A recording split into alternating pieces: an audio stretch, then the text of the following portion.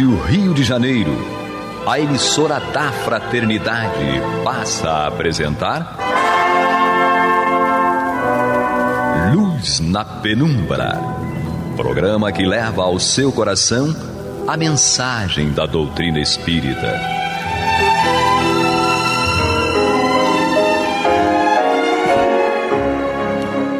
E com vocês, André Afonso Monteiro, para o estudo do livro A Gênese, da obra codificada por Allan Kardec. Olá, amigo ouvinte, internauta da Rádio Rio de Janeiro, a emissora da Fraternidade, a rádio que toda a família pode ouvir.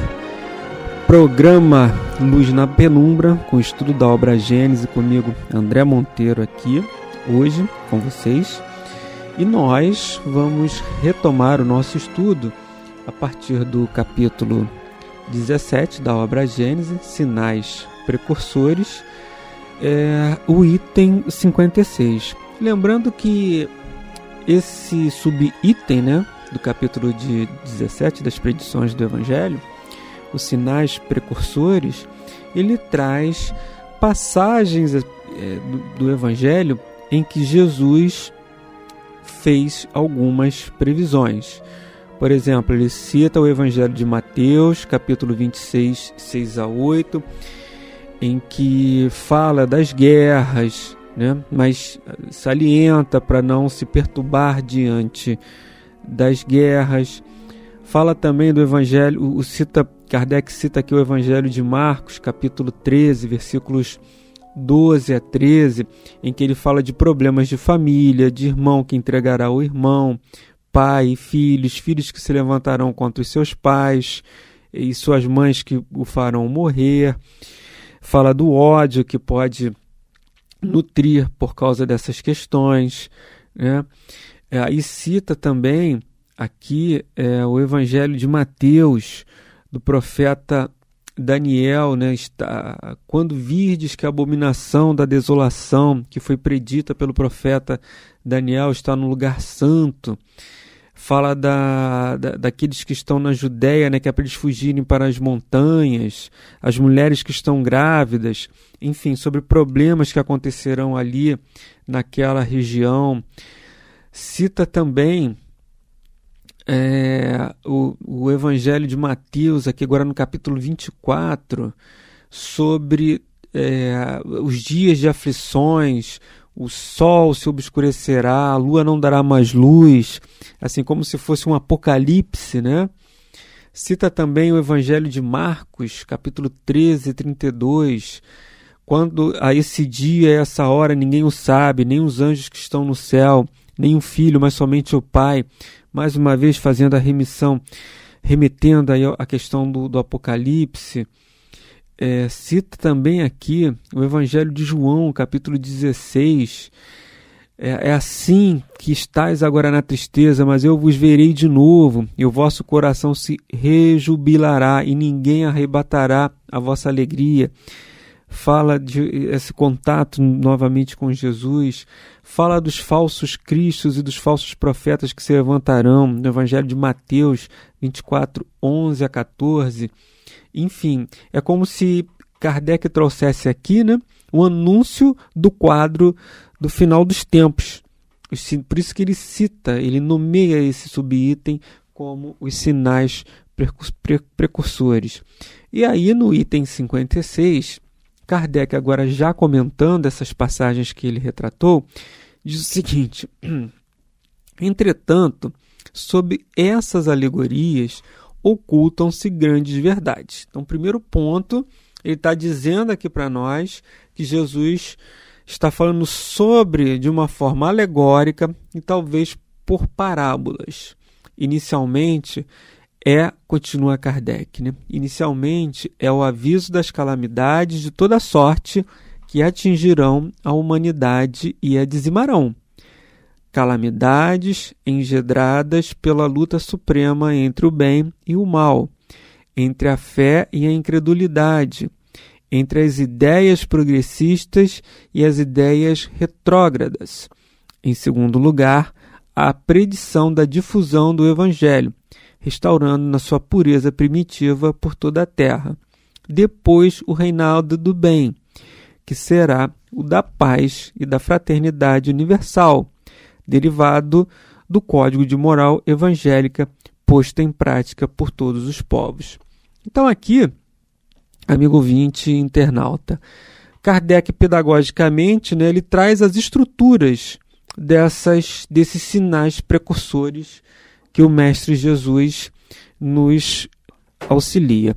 E agradecendo aqui ao nosso Luciano Pardal, que trouxe uma água aqui, que a garganta estava começando a apertar, mas o nosso Pardal aqui que está na técnica hoje, dando auxílio aqui com a água benta, a água abençoada. Então, Kardec, ele estrutura aqui para nós essas passagens. Então ele vai dizer, no primeiro momento, Jesus está dizendo que vem as calamidades, que atingirão a humanidade de toda sorte. E aí ele vai dizer, né, que no segundo momento há a predição da difusão do Evangelho, restaurado na sua pureza primitiva por toda a terra. Nós até citamos, né, que ele fala do fim do mundo, ele fala que as mulheres, a gente citou aqui a passagem que ele fala que o pessoal deveria procurar um local seguro, fala até que as mulheres grávidas deveriam fazer. Ele fala das questões do pai com os seus filhos, das crises na família. Ele coloca isso, né? Então Kardec retrata, isso aqui é a primeira parte, ele diz isso. No segundo momento, ele fala da difusão do Evangelho, né? E onde que está isso, né?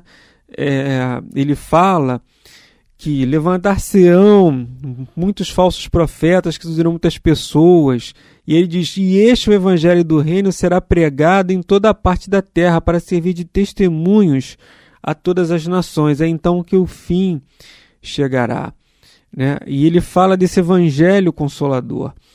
Enfim, e aí num terceiro momento, ele fala do reino dos céus, né? Que é quando ele diz, por fim, depois o reinado do bem, que será o da paz e da fraternidade universal, derivado do código moral, de moral evangélica, posto em prática por todos os povos.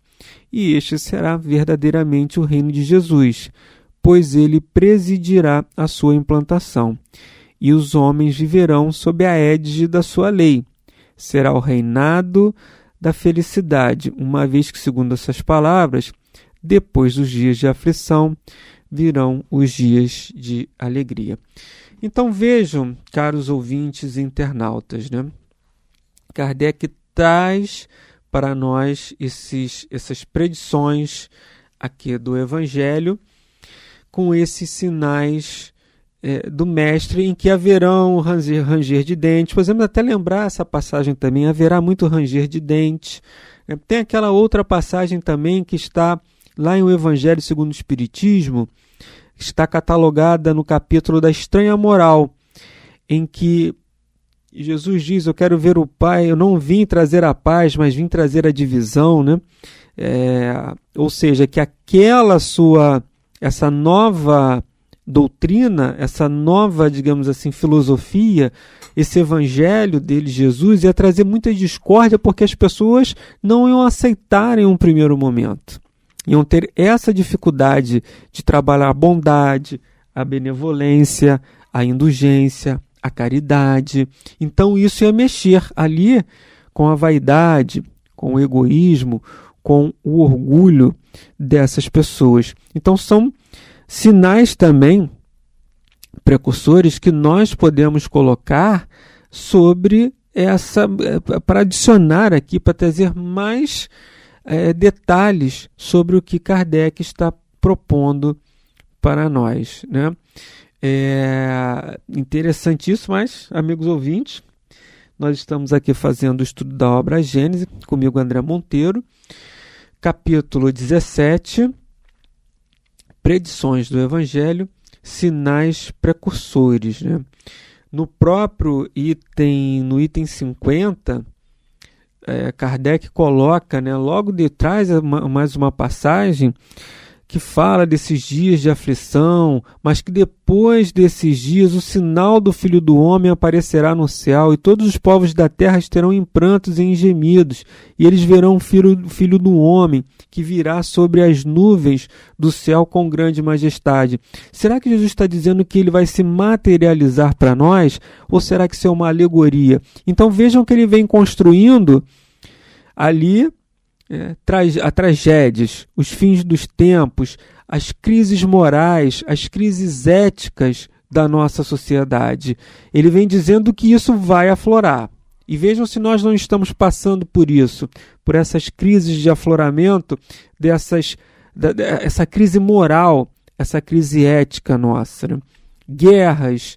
Estamos atualmente, olha aqui, 2023 anos, mais ou menos, 2023 anos que Jesus trouxe isso para nós, falou das guerras, falou das crises das famílias, trouxe isso, e isso ainda é contemporâneo a nós. Estamos atualmente vendo sobre isso, sobre guerras, sobre questões familiares muito intensas, né? Crises morais, éticas, religiosas, muito vivas na nossa atualidade. Então isso é um sinal de que é como se estamos em uma tempestade. E essa é uma tempestade reparadora. É o que o nosso mestre está colocando para nós. E aqui, quando ele diz no Evangelho, que está retratado no Evangelho de Mateus, no capítulo 24, itens 29 a 34, que após esses dias de aflição, após esse apocalipse, mas é um apocalipse que a gente tem que verificar isso no sentido figurado, não de destruição total do planeta, mas dessa crise moral que nós estamos vivenciando, de comportamento, de cultura, de valores que estamos vivenciando nesse momento, de respeito ao próximo. Então ele diz que após esses eventos que vão nos dar essa falsa impressão de que o mundo está, digamos assim, perdido, então o sinal do Filho do Homem aparecerá no céu. Mas que sinal será esse? Será que o Mestre ele vai se materializar? Será que ele vai reencarnar mais uma vez entre nós? Ou, da mesma forma como ele está usando uma alegoria quando ele fala do fim dos dias, isso também não é um sinal de que o seu evangelho definitivamente será compreendido e praticado no seio da nossa sociedade? Será que podemos entender dessa maneira? Aqui não estamos afirmando, mas estamos colocando para as nossas reflexões. Apocalipse, final dos tempos, sentido literal da palavra ou sentido figurado? Da mesma forma, o homem, o Filho de Deus, reaparecerá entre nós. Quando estivermos em prantos e em gemidos, veremos o Filho do Homem, que virá sobre as nuvens do céu com grande majestade. Será que após o ranger de dentes, os prantos, nós vamos sentir definitivamente, nos recordar das lições do Mestre Jesus? Após, digamos assim, passar por essas aflições, por essas dificuldades, recobrar esses ensinamentos que ele nos colocou? Então, é essa a reflexão que fica aqui para nós, que Kardec traz aqui nesse item 56, dessa forma pedagógica, né? Que ao final de tudo, nós vamos, que é o terceiro item, como ele coloca, né? Verdadeiramente, este será, né? Verdadeiramente o reino de Deus. Ou seja, há a predição da difusão do Evangelho, restaurando na sua pureza primitiva, restaurado na sua pureza primitiva por toda a terra. E, enfim, será implantado o reino de Deus, o reino de paz e fraternidade universal, derivado desse código de moral evangélica e posto em prática por todos os povos. Então ele vai dizer que Kardec, né, refletindo para nós, que esse vai ser o passo a passo da instalação do reino de Deus. Quando Jesus fala, né, o meu reino não é deste mundo, esse reino de felicidade, porque nós ainda estamos, digamos assim, naquela fase de egoísmo, de orgulho, de vaidade. É por isso que ele faz essa referência. Lá atrás também, lá em sua passagem, ele também fez essa previsão, meu reino não é deste mundo.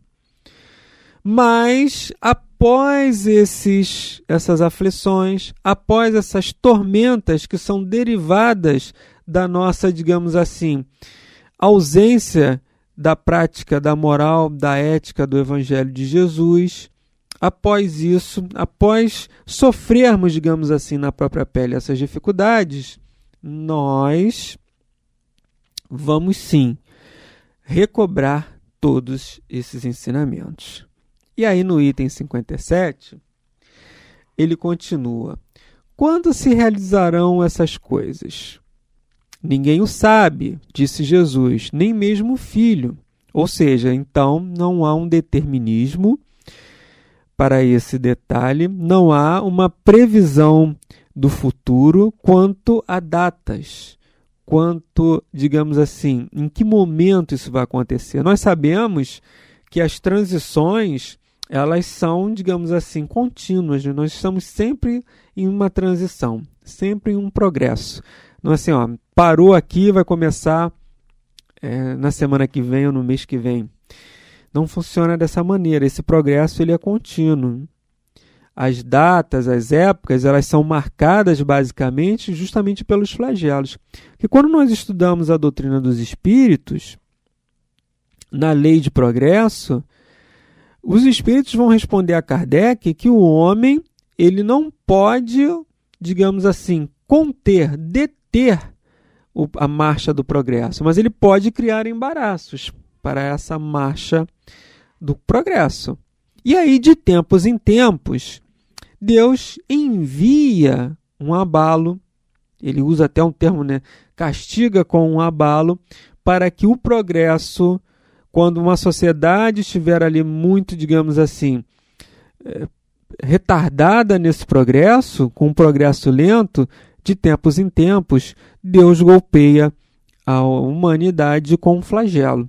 Isso é uma consequência da nossa imprevidência. Então, esses flagelos, quando acontecem esses flagelos, são sinais da progressão espiritual da nossa sociedade.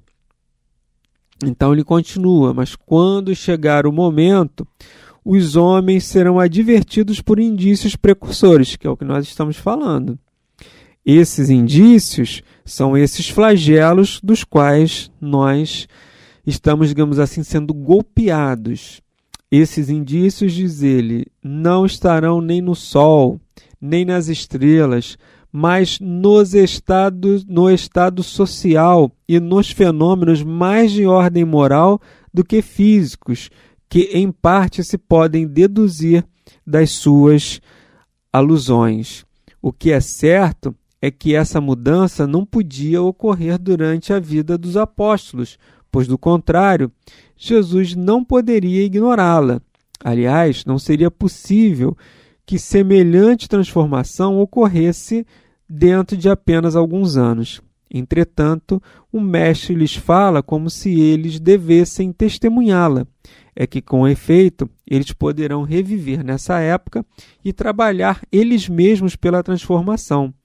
Ora, ele fala da sorte próxima de Jerusalém. Ora, toma esse fato como ponto de comparação para o futuro. Então vejam que Kardec diz aqui que esses sinais serão muito mais morais do que físicos, né? Não, e quando ele diz físico, ele não quer dizer que vai haver um apocalipse.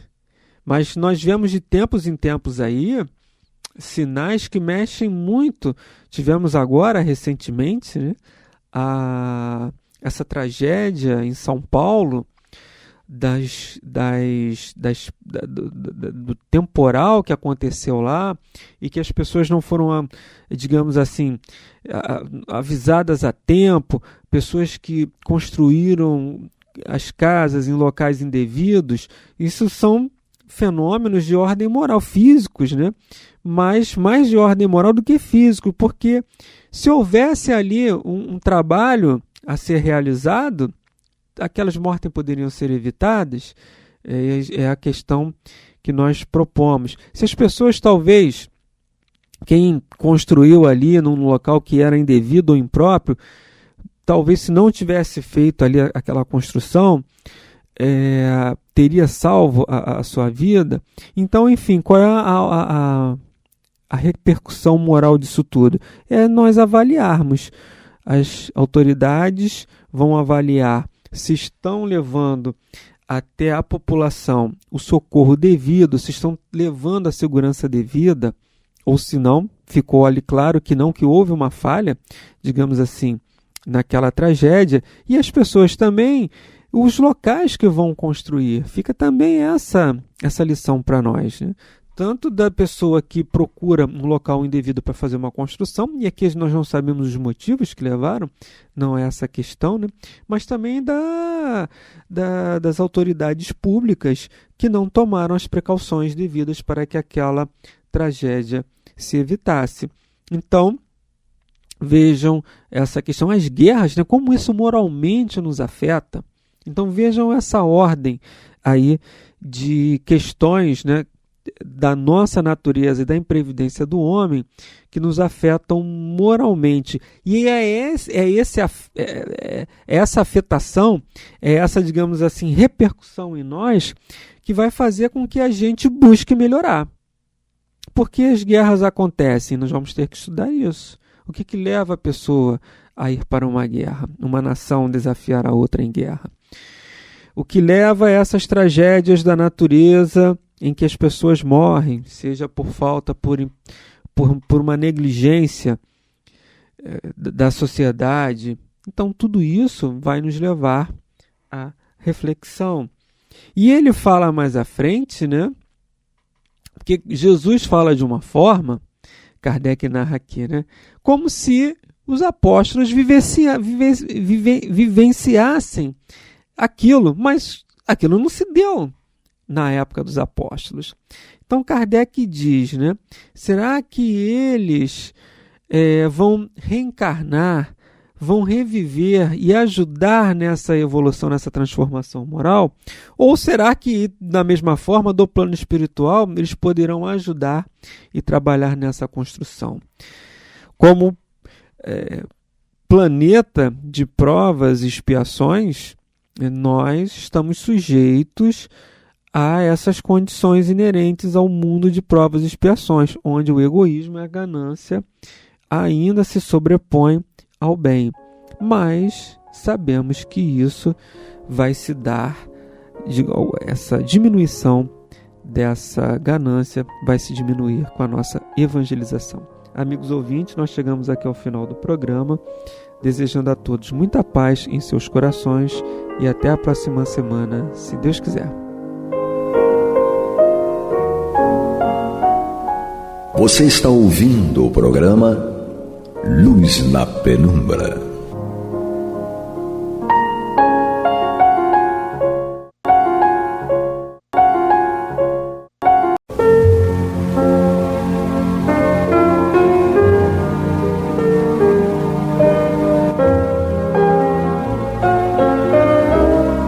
A Rádio Rio de Janeiro está levando ao seu lar e ao seu coração a mensagem consoladora da doutrina espírita, através do programa Luz na Penumbra.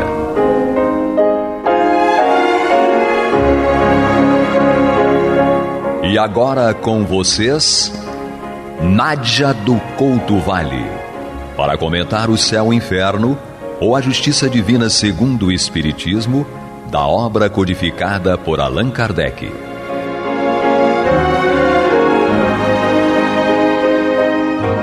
Amados e amadas ouvintes internautas, que a paz de Jesus permaneça conosco hoje e sempre.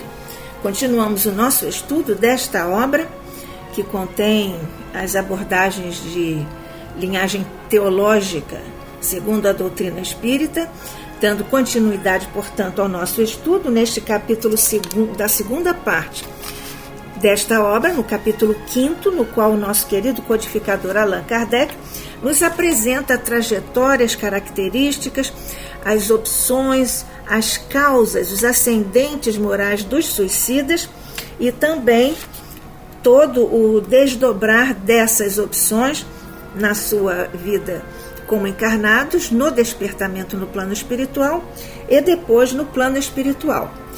Trata-se, portanto, nós sabemos, do caso do senhor MJBD, um homem instruído, mas que estava completamente encharcado, saturado de ideias materialistas, portanto ele não acreditava nem em Deus, nem na existência da alma, era, portanto, um ateu, que foi evocado 2 anos depois da sua encarnação, da sua desencarnação, lá na Sociedade Espírita de Paris, a pedido de um parente, e ele diz que é um réprobo, ele diz que sofre, diz que a evocação é muito penosa para ele.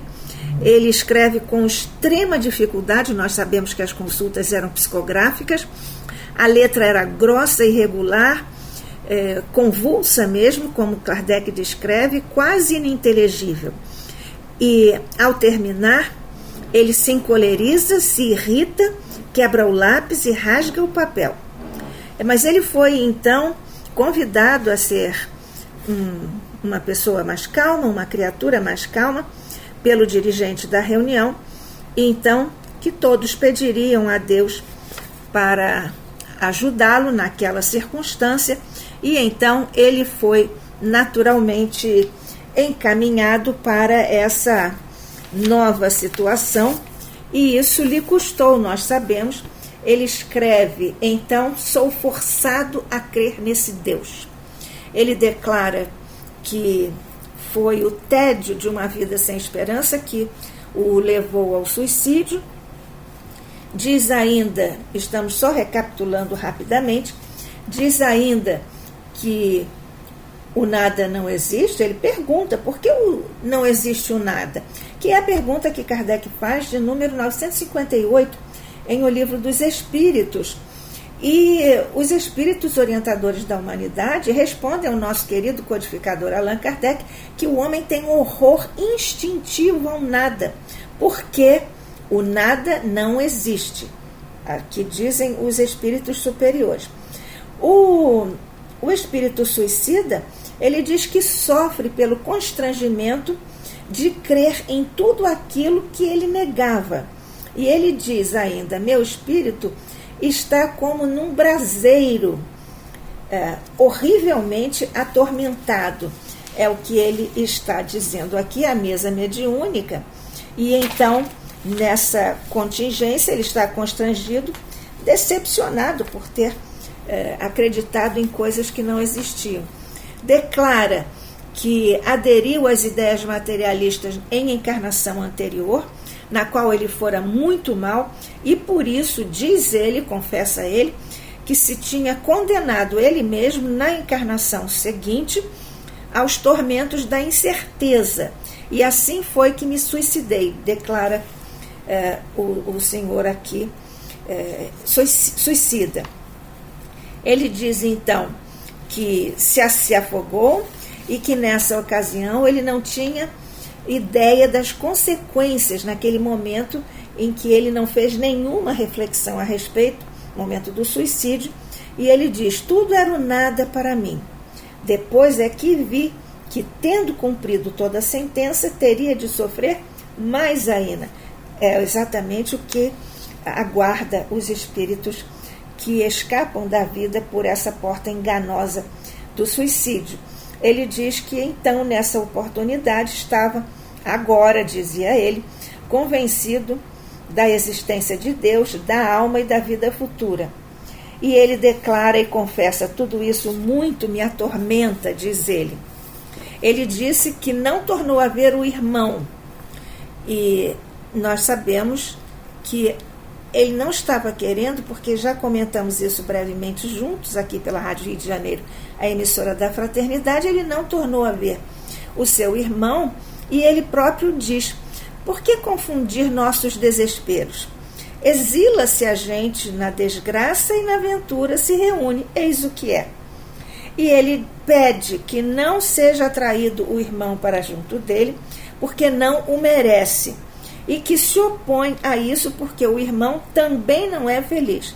E ele acrescenta: só mais tarde poderá então ser atraído o seu irmão. E quando o irmão é evocado, nós também já começamos a estudar juntos essa evocação do irmão, que naturalmente aqui estava contrário à vontade dele, do espírito irmão suicida. E então, qual é a situação do espírito do irmão, o espírito não suicida?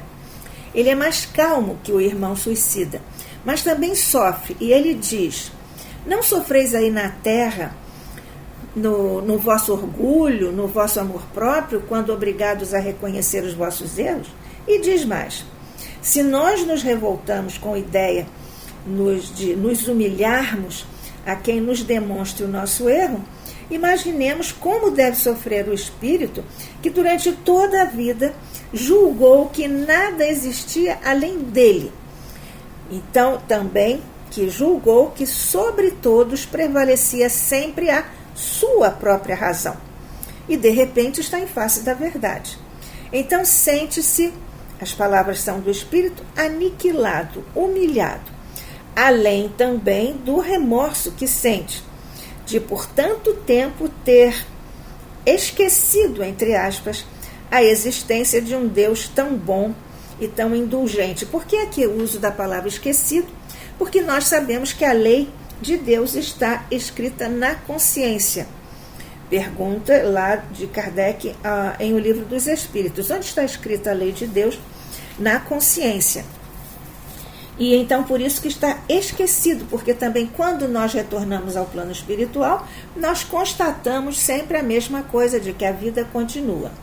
E ele diz ainda: a situação é insuportável, não há calma nem repouso, não se encontra um pouco de tranquilidade senão no momento em que a graça divina, isto é, o amor de Deus, nos toca, pois o orgulho de tal modo se apossa de nós que de todo nos embota, a ponto de ser preciso ainda muito tempo para que nos despojemos completamente dessa roupagem fatal.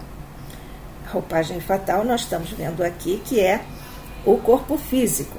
E acrescenta ainda: só a prece dos nossos irmãos pode ajudar-nos nesses transes. Nós vemos aqui essa situação muito interessante, para dizermos o mínimo, porque não há alma, não há repouso, não há na alma repouso.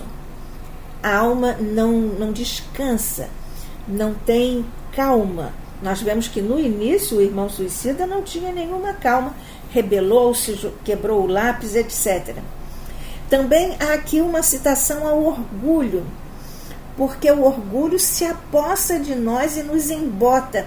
Essa é uma frase de profunda verdade que nós devemos aplicar a nós mesmos a cada dia, nós que ainda estamos encarnados, e todos os que eventualmente, nossos irmãos desencarnados, que estejam nos ouvindo agora pela Rádio Rio de Janeiro, agora no momento em que gravamos este estudo, e depois na hora da reprise dos programas, todos nós, em ambos os planos de existência, devemos estar muito atentos ao orgulho, que é uma, digamos assim, uma casca de banana para nós escorregarmos moralmente.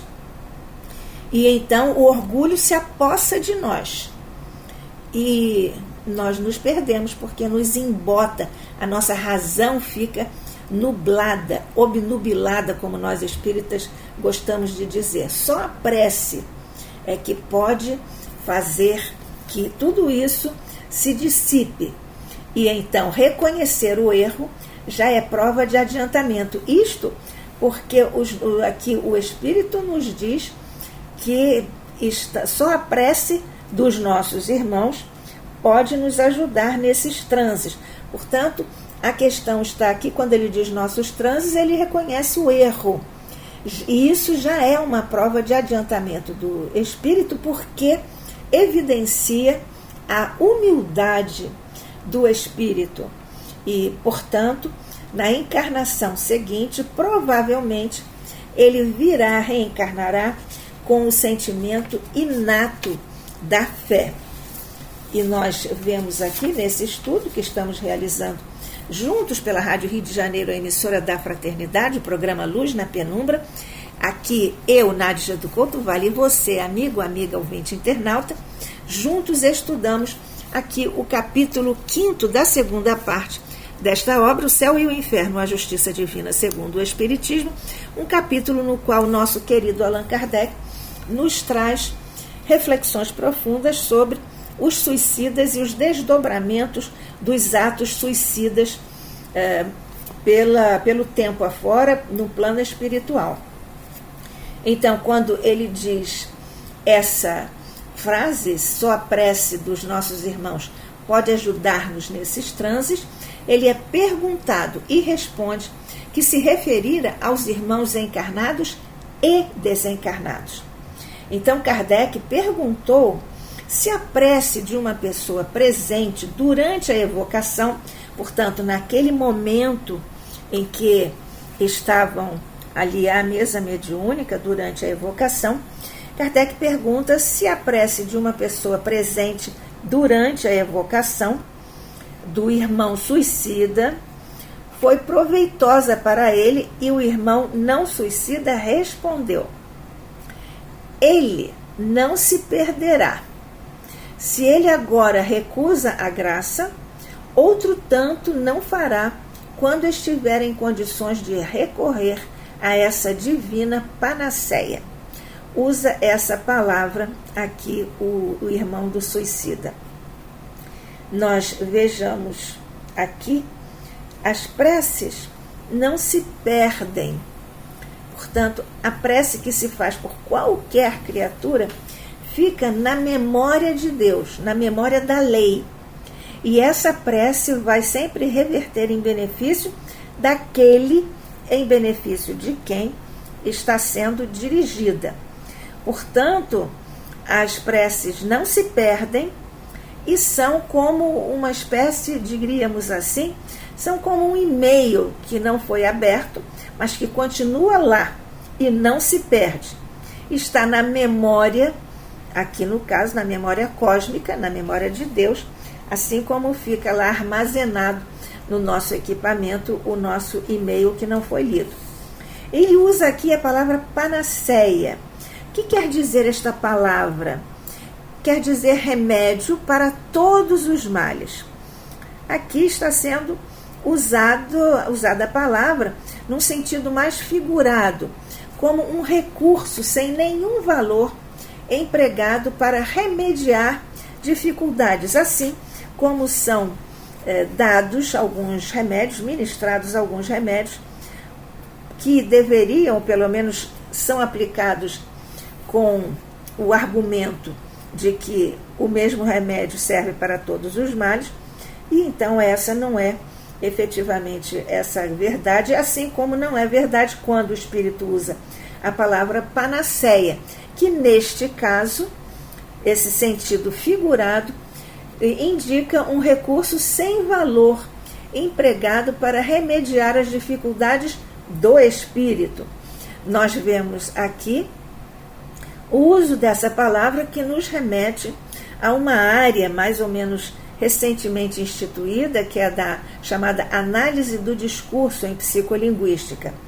Quando encarnado, e ele usava essa palavra no sentido figurado. O sentido figurado é meio depreciativo, nós já aqui observamos e todos notamos. Mas então nós vemos aqui que o espírito, quando estava encarnado, usava esta palavra no seu discurso linguístico, na sua forma de usar as palavras. Ele usava frequentemente esta palavra. E então, porque nós temos o hábito de usar com frequência algumas palavras que os nossos demais irmãos não usam, e assim subsequentemente. Neste caso, é que cada um tem um discurso, ou seja, o uso próprio que faz da língua ou do sistema linguístico de um modo geral. Há muitas palavras, há muitas estruturas, mas cada um de nós vai escolhendo mais umas palavras do que outras, e assim subsequentemente. Portanto, na desencarnação, e o irmão desencarnado, o irmão não suicida, ele usa a palavra panaceia na primeira acepção e usa adjetivação. Vejamos que coisa interessante. A panaceia diz que é um remédio para todos os males e que, como tem uma conotação pejorativa, mais negativa, então não serve para nada. Mas aqui o Espírito usa a palavra panaceia, porque se fosse usada sozinha, ela seria entendida como alguma coisa sem nenhum valor, e palavra usada apenas para remediar as dificuldades nesse sentido, mas o Espírito está adjetivando esta primeira acepção da palavra panaceia. Ele chama panaceia divina, ou divina panaceia. Então, ele diz: ela, a prece, não se perderá. Se ele agora recusa a graça, o beneficiário, no caso o irmão dele, outro mais tanto não fará quando estiver em condições de recorrer a essa divina panaceia. Aqui ele muda completamente, reveste a palavra panaceia, novamente veste, digamos assim, a palavra panaceia de uma outra energia e de um outro significado superior. Ela deixa de ter um significado menos bom, menos positivo, mas passa a ter um significado mais alto pelo uso do adjetivo divina panaceia, porque a prece, a oração, é sim um remédio para todos os nossos males. Então, nós vemos que questão interessante, que a linguística e a psicolinguística nos ajudam a entender melhor quando o Espírito escreve durante a evocação, a mesa mediúnica, divina panaceia. Existe aqui também uma outra referência ao gênero de castigo. Nós espíritas não gostamos dessa palavra. Ao gênero de consequência dos nossos atos, que depende então de cada espírito, porque aí está presente, e isso depende também da natureza do erro que cometeu. Portanto, não é o mesmo para todos os céticos, os que não acreditam. Para o irmão não suicida, o sofrimento é independente da necessidade de reconhecer as verdades que repudiara quando estava encarnado, porque ele aqui entende que a lei se cumpre a despeito da nossa própria vontade. As suas ideias no momento da evocação revelam, então, um certo grau de adiantamento, comparadas às de outros espíritos persistentes na negação de Deus. Vale dizer aqui, equivale então à autonegação do próprio espírito, se ele nega a existência de Deus, que é o nosso Criador. Ele diz que confessar o próprio erro já é alguma coisa, porque é premissa de humildade. E na encarnação seguinte, é mais do que provável que a incredulidade ceda lugar ao sentimento inato da fé.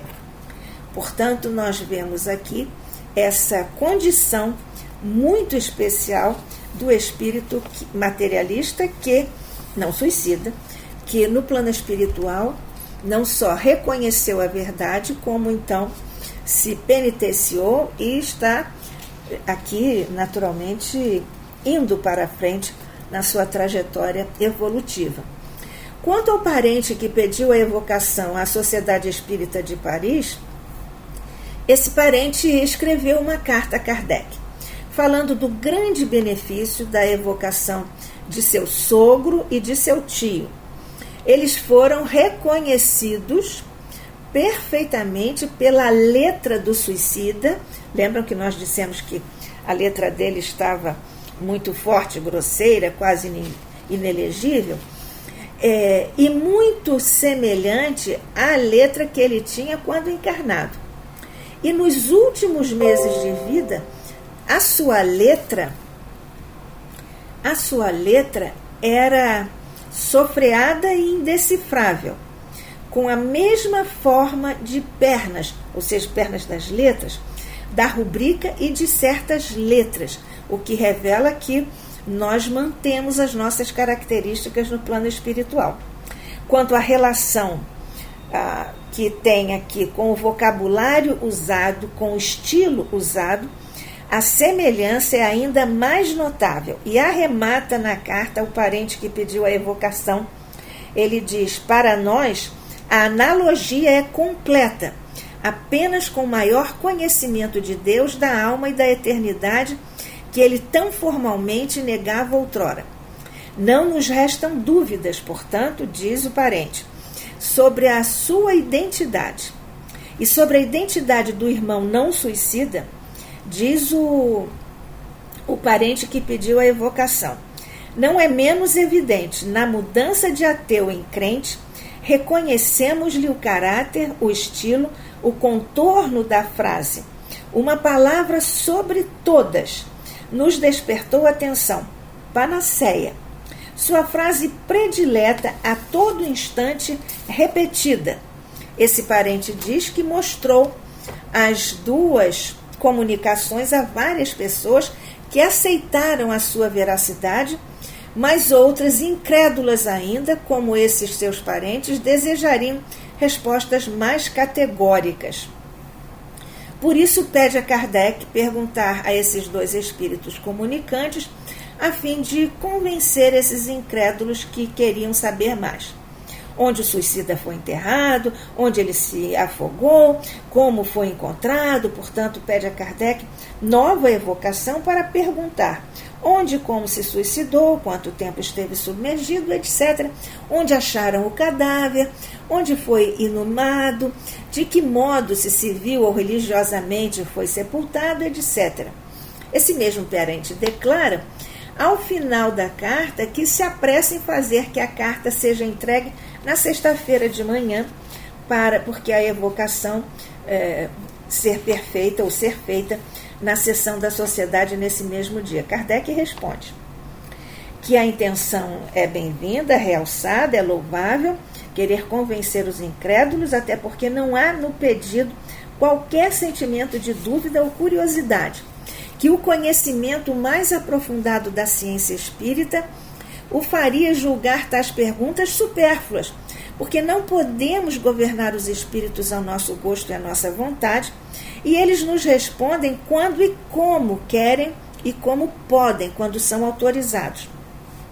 Que sua liberdade de ação é ainda maior do que quando encarnados e, consequentemente, dispõem de meios mais eficazes de evitar o constrangimento moral que, eventualmente, se queira exercer sobre eles. As melhores provas de identidade, diz Kardec, as que eles fornecem espontaneamente ou são oriundas das próprias circunstâncias, quase sempre isso é inútil provocar, já que o seu parente já lhe deu as provas suficientes. Então, deve ele provavelmente considerar, o parente que pediu a evocação, considerar supérfluas as que ainda lhe são pedidas. As pessoas que pedem essas provas adicionais podem ser a ele indiferentes. Ele pode perguntar por que indagar coisas que já sabem. Isso pode agravar-lhe a perturbação e o sofrimento. Está falando dos desencarnados, naturalmente. E as provas de identidade, explica Kardec, já fornecidas espontaneamente, são bem mais valiosas, porque não são e não foram premeditadas.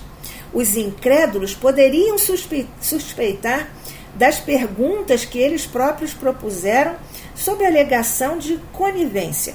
E acrescenta o codificador, encerrando a carta a esse senhor D, que na verdade ele está querendo dizer, Kardec, que nós devemos nos curvar à questão de nosso Pai Celestial, sob cujas leis nós todos estamos submersos e pelas quais somos regidos pelo amor de Deus.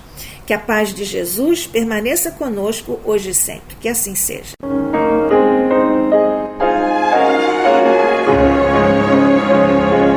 E vamos ouvir agora a prece de encerramento de nosso programa, na voz de Geraldo de Aquino.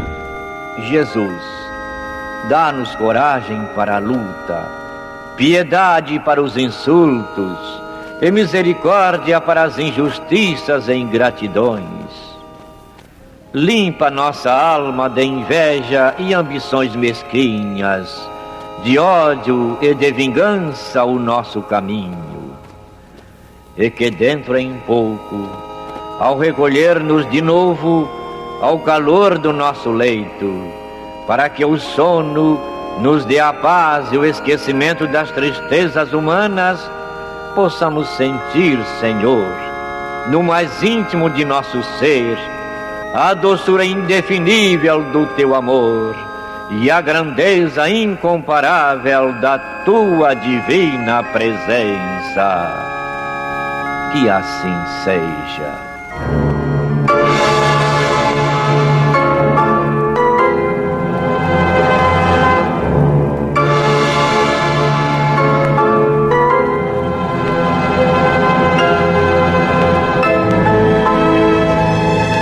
Acabamos de apresentar o programa Luz na Penumbra, que voltará a ser apresentado amanhã às 21 horas nesta emissora.